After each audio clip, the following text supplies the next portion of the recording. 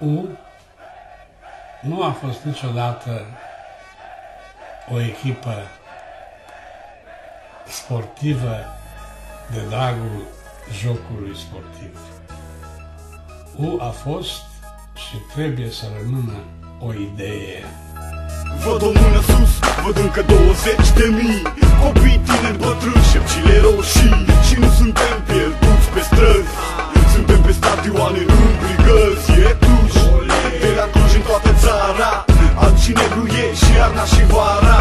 Și cum se scrie în cărți, contează să existi, că dragostea pentru U te face să învingi. Dan, Anca, Ivan, Sughiță, Mureșan, Paloșanu, Moina și Demian, unii cu nume de legendă, alții veterani. Așa că nu accept să ne faceți huligani, că dragostea e peste tot, e peste bani.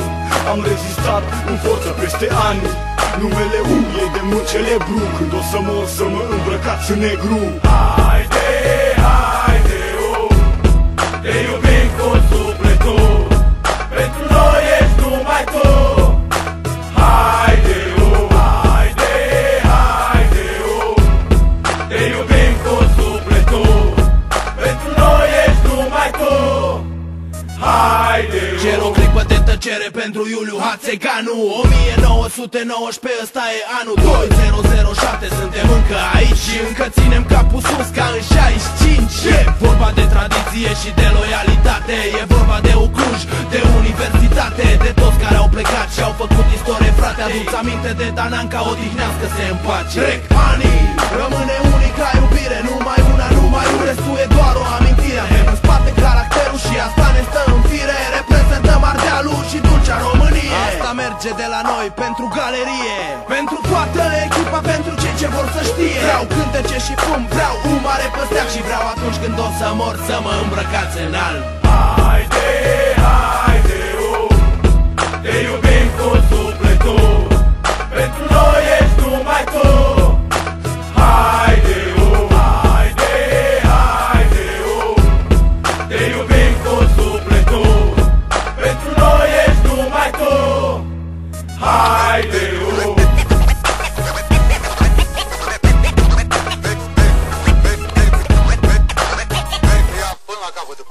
Niciodată, deci, nu a existat în gândul intim al clubului și al jucătorilor ideea de a câștiga un campionat. Ideea princeps care a stat la bază a fost ideea de a exista, de a fi prezenți în mișcarea sportivă. Și pentru că această idee nu deranja pe nimeni dintre cei care tindeau spre a câștiga un campionat sau o cupă, echipa U a devenit atât de iubită. Nu era vorba de a folosi orice mijloace, orice tertipuri, numai ca să ajungi la titlu, ci era vorba de a face sport pe baza unei idei. Ideea de a fi prezent în mișcare, ideea de a aduce suflul nou al tineretului. Mie mi se pare că și ideea olimpismului modern are undeva asemănare cu ideea care a stat la baza activității clubului U.